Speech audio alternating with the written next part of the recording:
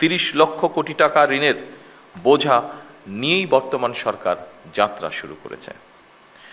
আপনারা কম বেশি ধারণা অবশ্যই আপনাদের আছে যে আমরা দেখেছি বিগত সরকারের সময় দেশকে একটা আমদানি নির্ভর রাষ্ট্রে পরিণত করে ফেলা হয়েছিল। বিভিন্ন স্ট্যাটিস্টিক্স যেটা বলে দেশে দারিদ্র্য বেড়েছে, দেশে বেকারত্ব বেড়েছে, নতুন কর্মসংস্থান হয় নাই বললেই চলে। প্রতিটি সাংবিধানিক এবং বিধিবিদ্ধ প্রতিষ্ঠানকে বলা যায় অকার্যকর করে ফেলা হয়েছিল। আপনারা মনে হয় তার সবচেয়ে বড় উদাহরণ, যেহেতু আপনার প্রশাসনে বিভিন্ন জায়গায় আছেন, বিভিন্ন জায়গায় কাজ করছেন। বিচার বিভাগ, নির্বাচন কমিশন, দুদক সবকিছুই ছিল অকার্যকর।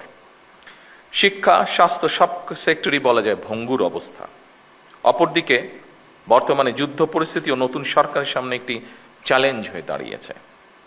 যুদ্ধ পরিস্থিতি থেকে হয়তো এই মুহূর্তে পৃথিবীর কোনো দেশই রক্ষা পায়নি, সব দেশই কম বেশি এফেক্টেড হয়েছে, বাংলাদেশে এফেক্টেড হয়েছে। তবে জনগণের ভোগান্তি না বাড়িয়ে আমরা সকলে মিলে কিভাবে পরিস্থিতির মোকাবেলা করা যায় সেটি হচ্ছে আমাদের চেষ্টা বা অব্যাহত চেষ্টা সেটা, এবং আপনাদের সহযোগিতায় সেই চেষ্টা আমরা অব্যাহত রেখেছি।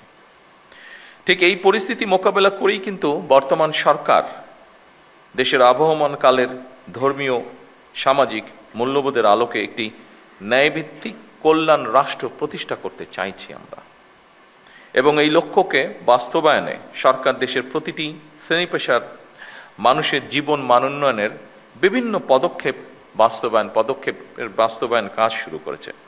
সরকার ইতিমধ্যে একটি নীতিমালার ভিত্তিতে জনপ্রশাসন অর্থাৎ আপনাদের মাধ্যমেই কৃষক কার্ড, ফ্যামিলি কার্ড, স্পোর্টসের যে বিষয়টি সহ দেশে ইমাম, মুয়াজ্জিম এবং অন্যান্য ধর্মীয় গুরুদেরকেও প্রতি মাসে আমরা সম্মানের যে ব্যবস্থা করেছি সেই কার্যক্রমগুলি শুরু হয়েছে, যা শুরু করেছি আমরা আপনাদের মাধ্যমে।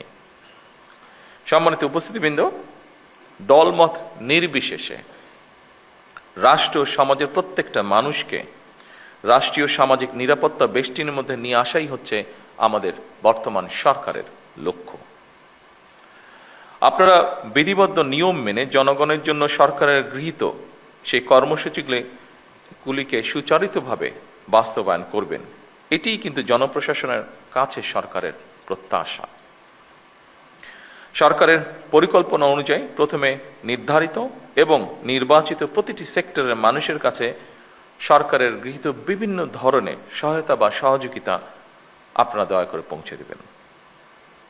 দেশকে বন্যা খরা থেকে মুক্ত রেখে সরকার সুষ্ঠু পানি ব্যবস্থার মাধ্যমে প্রায় সারা বছর কৃষকদের সেচ সুবিধাও নিশ্চিত করতে চায়, এবং এই লক্ষ্যেই সরকার এক্সকেভেটর যেটি আছে, মেশিনটি যেটি আছে, এটার পরিবর্তে জনগণকে যতটুকু সম্ভব সম্পৃক্ত করে সারা দেশে আমাদের যে 20,000 কিলোমিটার খাল খননের পরিকল্পনা রয়েছে আগামী 5 বছর, এই কাজটি আমরা করতে চাইছি।